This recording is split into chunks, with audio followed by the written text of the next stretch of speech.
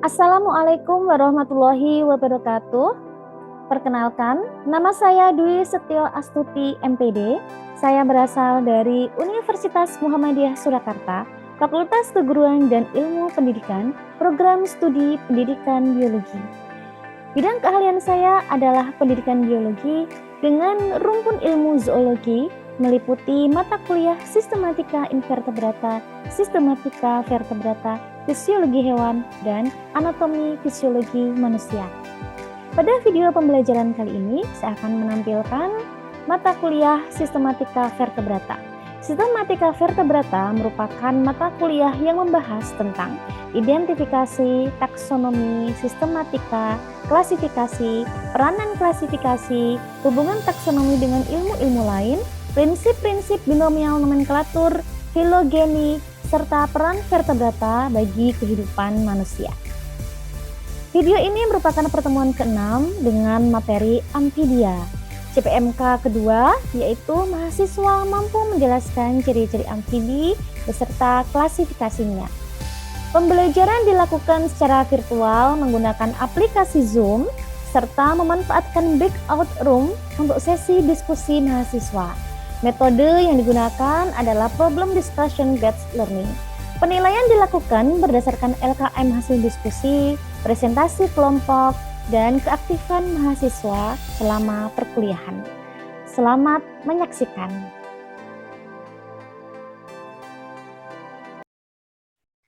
Bismillahirrahmanirrahim. Assalamualaikum warahmatullahi wabarakatuh. Waalaikumsalam warahmatullahi wabarakatuh. Alhamdulillahirrabbilalamin. Asyhadu alla ilaha illallah wa asyhadu anna Muhammadan abduhu wa rasuluh sallallahu alaihi wasallam wa ala alihi wa ashabihi amma ba'du. Alhamdulillahirrabbilalamin. Di siang yang mendung ini kita bisa dipertemukan meskipun secara virtual ya dalam perkuliahan sistematika vertebrata untuk materi amfibi. Baik, mohon yang tidak berhalangan jaringan untuk bisa menyalakan atau mengaktifkan video Zoom-nya, kamera Zoom-nya. Terima kasih. Sebelum kita mulai pelajaran kita atau kuliah kita pada siang hari ini, marilah kita berdoa terlebih dahulu supaya kita semua diberikan kelancaran dan keridhaan oleh Allah. Berdoa dipersilakan.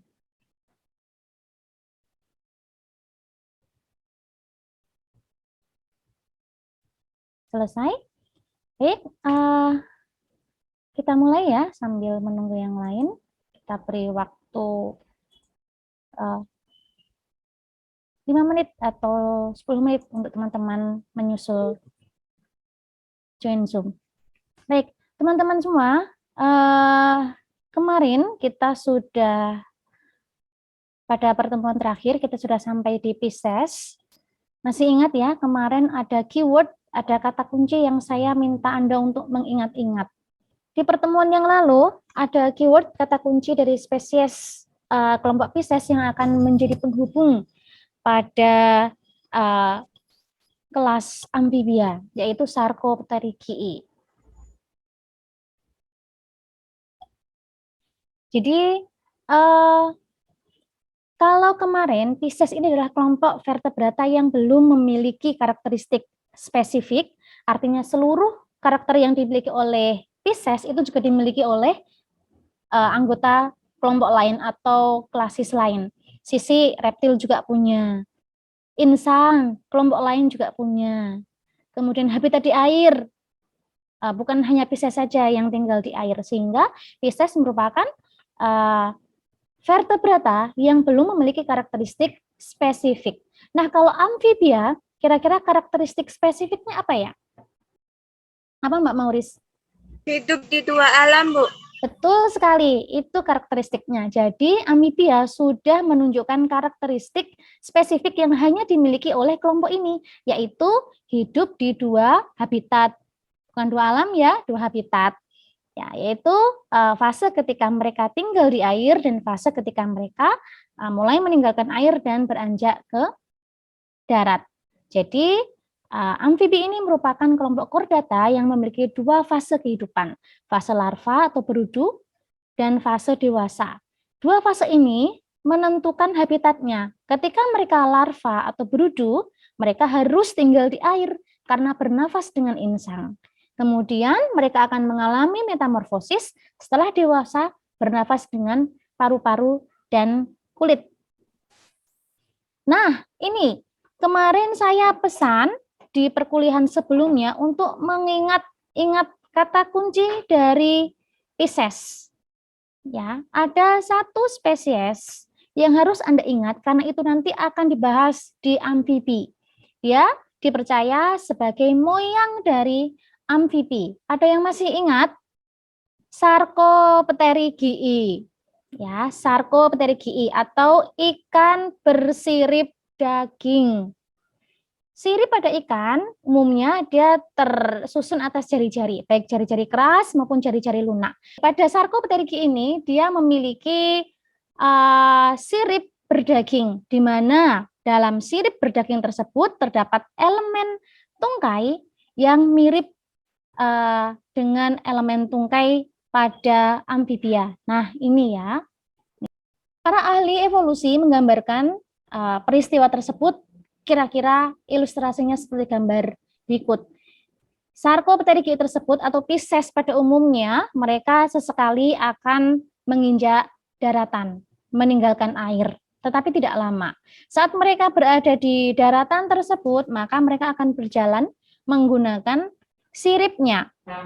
Nah, sirip yang digunakan berjalan di darat ini, lama-kelamaan akan membentuk elemen tungkai.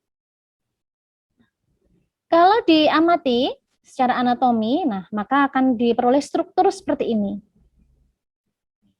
Ini elemen tulangnya, kemudian di bagian ujungnya masih mempertahankan sirip-sirip. Nah, ini spesies asli yang dimiliki di perairan atau yang terdapat di perairan Indonesia. Kalau Anda jalan-jalan ke SeaWorld, nanti Anda bisa menemukan ya, masih ada besar sebesar ini. Nah, disinilah sirip berdaging tersebut atau sirip berlobus tersebut, di mana di dalamnya ada elemen tungkai. Kemudian itu tadi karakteristik spesifiknya ya, jadi dia memiliki dua habitat, yaitu habitat di air dan habitat di darat. Kemudian mereka juga menghabiskan step ataupun tahap pertama dalam kehidupan mereka di dalam air sebagai tadpoles atau kecebong, berudu. Kemudian pertumbuhan secara drastis terjadi dan melibatkan hormon sehingga terjadilah proses yang biasa kita kenal dengan metamorfosis, sekaligus akan mengubah morfologinya, fisiologinya, anatominya dengan sangat drastis pula. Nah, ini dia tadi lidah yang bersifat proyektil ya, bisa dipanjangkan seperti ini. Nah, kemudian yang unik dari amfibi ini, meskipun amfibi tersebut sudah mulai menginjak daratan, tapi mereka belum merupakan hewan darat seutuhnya. Karena rahasianya ada di sini. Meskipun mereka bisa ke darat ketika dewasa, tetapi mereka akan kembali lagi ke air, yaitu saat fase reproduksi. Hal ini disebabkan karena ternyata telur-telur yang dihasilkan ini belum bercangkang. Mirip apa ini? Pernah lihat? Kalau Anda buka puasa? Biji selasi. Iya, betul Mbak Zahra. Seperti biji selasi ya, ukurannya juga kurang lebih seperti itu. Jadi bening, jelly gitu, dan di tengahnya ada titik hitam. Seperti itu. Nah, kondisi telur yang tidak bercangkang inilah otomatis rawan akan dehidrasi. Sehingga ketika akan mengeluarkan telur, akan bereproduksi, mereka akan kembali lagi ke akuatik, ke air. Mereka akan meletakkan telurnya di air, di tanaman-tanaman air, ataupun di tanah-tanah yang lembab. Ataupun di dedaunan, di balik dedaunan yang ada airnya. Nah, tujuannya tentu supaya telur tersebut bisa survive. Kalau kondisinya lembab, telur tersebut bisa survive. Kemudian yang kedua, setelah telur ini dibuahi, maka akan berkembang menjadi tadpoles atau berudu, di mana berudu tersebut bernafasnya menggunakan apa? Insang. Betul. Kalau bernafas menggunakan insang, maka Habitatnya Di air. Di air. betul, di air. Inilah yang menyebabkan amfibia adalah hewan peralihan antara air ke darat, tapi belum merupakan hewan darat seutuhnya. Dia masih bergantung dengan air, yaitu pada saat reproduksi dia akan kembali ke air. Nah, ini tadpole yang sudah mulai berkembang ya. Ada ekornya. Nah, ini untuk pergerakan dia di air. Ini tadpole atau berudu. Belum ada ekstremitasnya, ekornya masih terbentuk sempurna, karena sebagai ekstremitas ketika dia ada di akuatik, membantu dia bergerak, membantu dia berenang, ekornya ini dilengkapi dengan membran yang tipis di atasnya.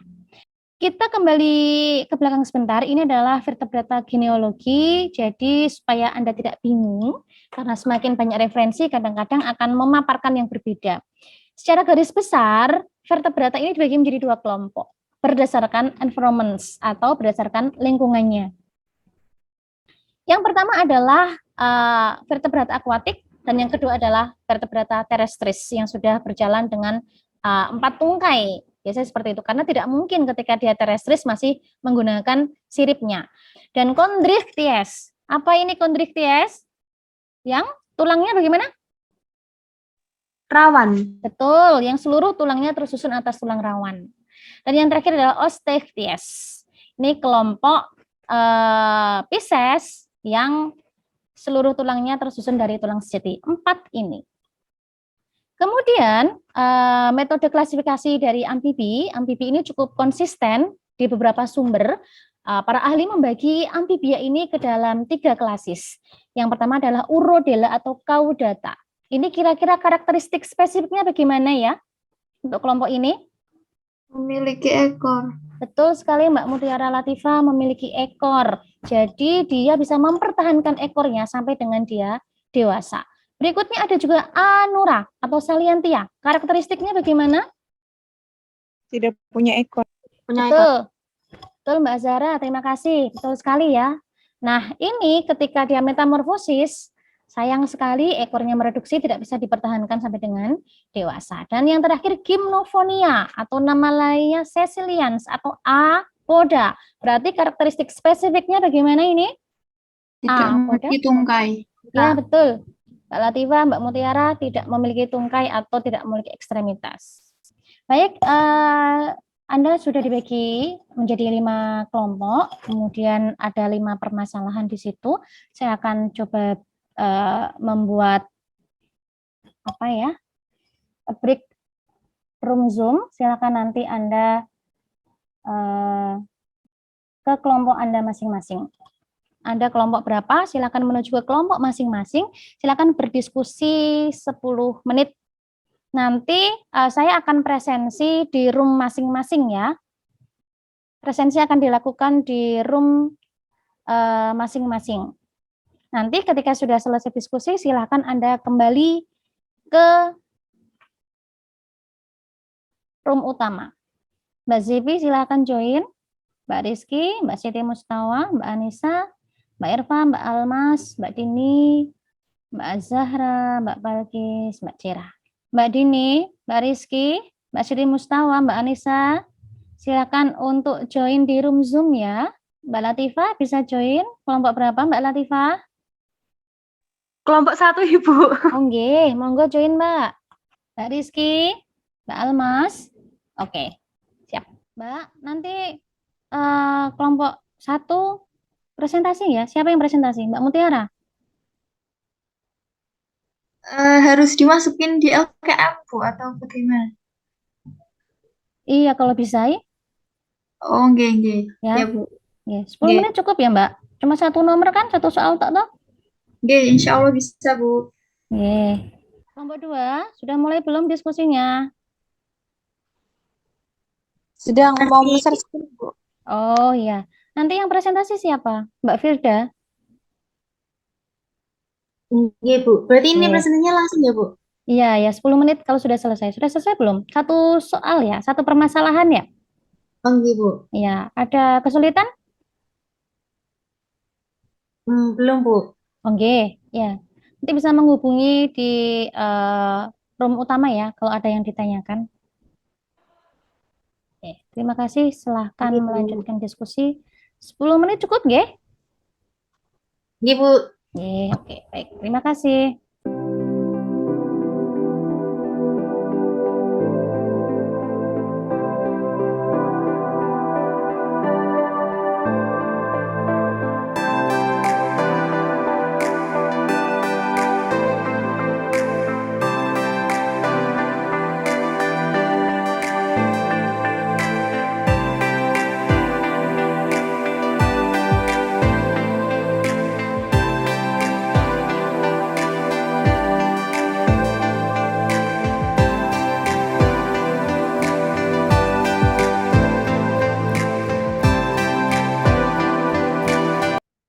Bagaimana diskusinya, Mbak?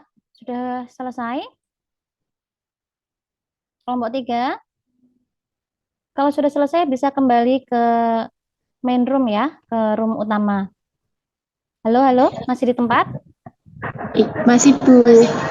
Ya, Anissa ada nggak sih? sudah selesai belum, Mbak? Kelompok 1? Masih menyatukan jawabannya, Bu. Oke, baik. Iya, Bu. Nanti kalau sudah selesai, silakan kembali ke main room, ya. Nggih, Bu. Nggih, Terima Bu. kasih. Bu. Nggih. Makasih. Kelompok 4. Assalamualaikum kelompok 4. Waalaikumsalam, Bu. Ya, gimana diskusinya? Waalaikumsalam, Bu. Oke, sudah selesai? Alhamdulillah, Sampun, Bu. Bu. Sampun. Oke, ya baik. Ini sudah kembali ke main room ya? Ya, kalau sudah selesai bisa kembali ke main room ya, meninggalkan breakout room. Terima kasih. Kelompok 5. Kelompok Nggih, 5. Bu. Oke. Diskusinya sudah selesai belum, Mbak Dinda dan teman-teman? Belum, Bu. Oh, belum. Oke. Tapi yang karakteristik apoda sudah? Sampun, Bu. Ya, itu Belum, dulu Bu. tidak apa-apa. Ya, untuk life cycle-nya belum? Belum, Bu. Masih Ya, dicari. Oh, nggih. Ini ya. Nanti kalau sudah selesai segera kembali ke main room sampai dengan 3 menit lagi, 4 atau 4 menit lagi. Kalau 4 menit belum selesai, seadanya dulu tidak apa-apa. Yang penting karakteristik apodanya sudah kan? Sudah, Bu. Oke, baik. Terima kasih. Assalamualaikum. Assalamualaikum. Tolong semuanya kembali ke main room ya. Yang di room 1, 2, 3, dan 5. Assalamualaikum. Tolong semuanya kembali ke main room. Untuk room 1, 2, 3, dan 5. Ini yang sudah join kembali adalah kelompok 4. Terima kasih. Baik, terima kasih. Kita lanjutkan ya. Silakan kelompok 1 untuk memaparkan hasil diskusinya mengenai topik ataupun permasalahan yang didiskusikan. Sudah kembali belum? Oh, nggih, sampun, monggo. Bisa share screen? Iya, Bu. Oh, nggih. Masih ini. Oh ya, oke, Belum baik. bisa. Mbak Sinten yang akan presentasi? Mbak Zebi? Mutiara. Oh, oke, Mbak Mutiara. Sudah terlihat deh. Nggih, sampun. Bismillahirrahmanirrahim. Assalamualaikum warahmatullahi wabarakatuh. Waalaikumsalam. Waalaikumsalam warahmatullahi Wabarakatuh. Sebelumnya, terima kasih kepada Bu Dwi sebagai dosen pengampu mata kuliah sistematika vertebrata. Di sini, mohon maaf Bu, masih ada. Baik, kita break sebentar dulu mendengarkan azan ya.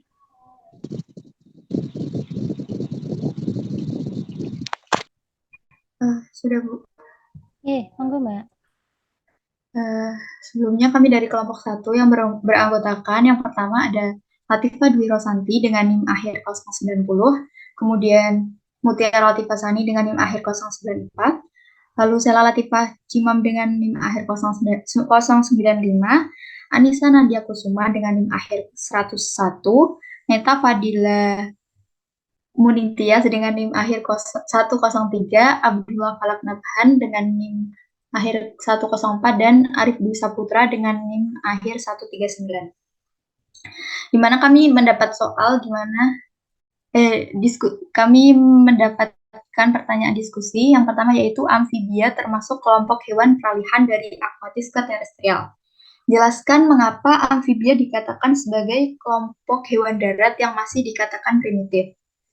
Jadi berdasarkan diskusi kami, amfibia merupakan kelompok hewan vertebrata yang termasuk dalam peralihan dari kehidupan akuatik ke terestrial. Mereka memiliki adaptasi yang memungkinkan untuk hidup di dua lingkungan ini. Akan tetapi, meskipun amfibia diklasifikasikan sebagai hewan darat, mereka masih dianggap sebagai kelompok hewan yang primitif karena beberapa alasan. Yang pertama yaitu sistem pernafasan amfibia masih mengandalkan kulit yang lembab untuk melakukan pertukaran gas. Meskipun mereka memiliki paru-paru, kulit mereka juga dapat menyerap oksigen. Hal ini berbeda dengan hewan darat yang lebih modern seperti mamalia dan burung atau aves, yang mengandalkan paru-paru sebagai organ utama untuk pertukaran gas. Yang kedua, amfibia masih menggunakan sistem peredaran darah yang sederhana dengan satu atrium dan satu ventrikel. Meskipun keberadaan mereka memiliki nilai penting dalam memahami evolusi dan adaptasi makhluk hidup di bumi. Sekian pemaparan hasil diskusi dari kelompok 1. Sekian, wassalamualaikum warahmatullahi wabarakatuh. Waalaikumsalam warahmatullahi wabarakatuh. Terima kasih Mbak Mutiara dan teman-teman. Dari teman-teman yang lain ada yang ingin ditanyakan atau ada yang ingin berkomentar? Jadi ini primitif ya, berarti dia sudah dikategorikan sebagai hewan terestrial, peralihan dari akuatis ke terestris. Sudah merupakan hewan terestris, tapi masih primitif. Kenapa? Itu tadi ya, sudah dipaparkan dengan sangat jelas sekali, karena ternyata dia masih bergantung dengan air. Akan ada pada fase hidupnya dia, di mana dia akan kembali lagi ke air. Masih belum bisa lepas dari air, sehingga termasuk vertebrata terestrial, tapi yang masih primitif, alias belum merupakan hewan darat seutuhnya. Tunggu ya, terima kasih Mbak Mutiara dan teman-teman. Sebelum dilanjutkan ke kelompok 2, ada yang ditanyakan dulu? Belum? Oke, baik. Bisa share, stop share Mbak Mutiara, dan kita akan lanjut ke teman-teman dari kelompok 2. Teman-teman kelompok 2 yang akan presentasi siapa? Yang akan share screen? Mbak Firda. Oke. Iya, Mbak Firda. Iya, Bu, saya yang share screen. Oke, sebentar Mbak Firda. Oke, monggo Mbak Firda Amanah dan teman-teman. Baik, izin untuk mempresentasikan Ibu. Sebelumnya, Assalamualaikum warahmatullahi wabarakatuh. Waalaikumsalam warahmatullahi wabarakatuh. Mohon izin untuk kelompok 2 mempresentasikan hasil diskusi kami yang beranggotakan yang pertama ada Mbak Rizky Wahyu Solihah dengan NIM 097, dengan saya sendiri Siti Mustawakil Salindri dengan NIM 098, Mbak Ika Pratiwi dengan NIM 102, Mbak Pujiati dengan NIM 114, Mbak Firda Amanah dengan NIM 115, dan Mbak Zebi Zakia dengan NIM 118, dan Mbak Alfia Dewi Sinta dengan NIM 122. Untuk diskusi kelompok 2 yaitu mengapa spesies ikan tersebut dianggap sebagai nenek moyang dari tetrapoda. Nah, seperti penjelasan yang sudah disampaikan di awal materi tadi, yaitu karena pada spesies tersebut memiliki sirip berdaging dan memiliki kebiasaan naik ke daratan menggunakan sirip tersebut, di mana peneliti juga melakukan pembedahan pada sirip yang mana menunjukkan bahwa struktur pada sirip ikan tersebut memiliki kesamaan dengan struktur tungkai pada tetrapoda. Nah, pada gambar tersebut yaitu merupakan spesies dari Osteoglossum bichirosum. Mungkin itu tadi terkait presentasi dari kelompok 2. Cukup sekian dan terima kasih. Wassalamualaikum warahmatullahi wabarakatuh. Waalaikumsalam warahmatullahi wabarakatuh. Terima kasih Mbak Siti Mustawa. Untuk lobus ataupun daging ataupun tungkai yang ada di sirip tersebut itu terbentuknya adalah ketika ikan-ikan ini sudah mulai menginjak daratan. Jadi pada awalnya belum ada sirip berdaging. Siripnya sama seperti sirip pada umumnya, yaitu berjari-jari. Kemudian beberapa spesies tersebut memiliki kebiasaan atau mulai mengenal daratan dalam waktu yang sangat singkat, kemudian di daratan menggunakan siripnya tersebut untuk berjalan, kembali lagi ke air, kemudian kembali lagi seperti itu terus polanya, sehingga lambat laun lama-kelamaan terbentuklah tungkai pada lobus ataupun sirip tersebut. Gitu ya. Nah, ini tolong Anda ingat-ingat juga teman-teman semua yang menjadi titik temu antara Pisces dengan amfibia. Oke, terima kasih Mbak Siti Mustawa dari kelompok 2 dan teman-teman dari kelompok 2. Terima kasih. Bisa stop share. Oke, baik, untuk kelompok 3, 4, 5 dan juga semua kelompok nanti bisa di-share hasil diskusinya di grup ya, supaya bisa digunakan untuk belajar. Yang penting untuk karakteristik Anura, kemudian Apoda, dan juga Urodela, ini Anda sudah tahu dari namanya pun sangat mudah untuk dipahami. Nah, kenapa masing-masing ekor tersebut berbeda? Itu memang karena metamorfosisnya, hormon yang berperan ketika proses metamorfosis itu yang berbeda-beda, yang menentukan selama proses tersebut berlangsung. Baik, untuk hari ini kita cukupkan 2 presentasi dulu ya. Poin penting yang saya ingin Anda untuk kuasai adalah ada yang ingin menyimpulkan. Yang pertama tadi apa?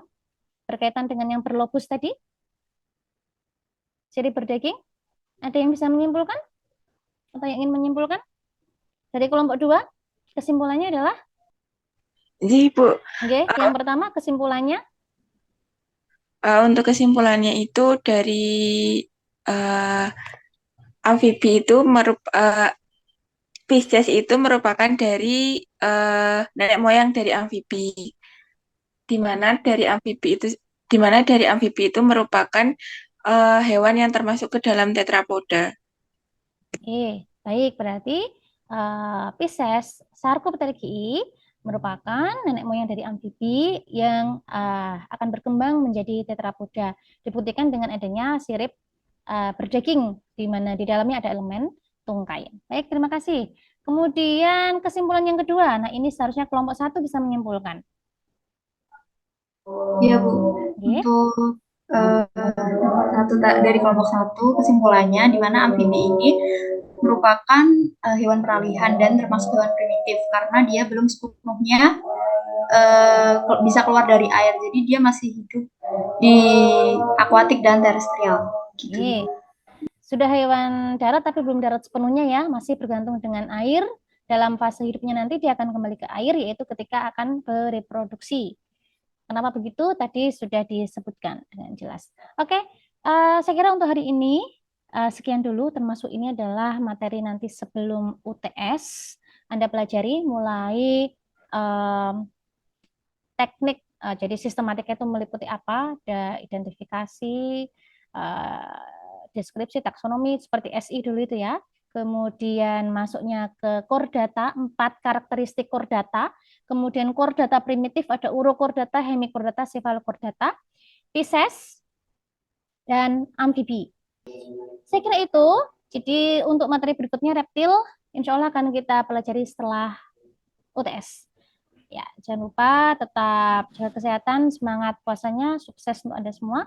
Saya mohon pamit.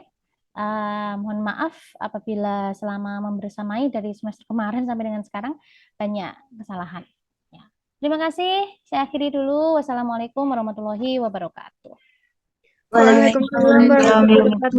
Terima kasih, Bu. Terima kasih, Bu. Terima kasih, Bu.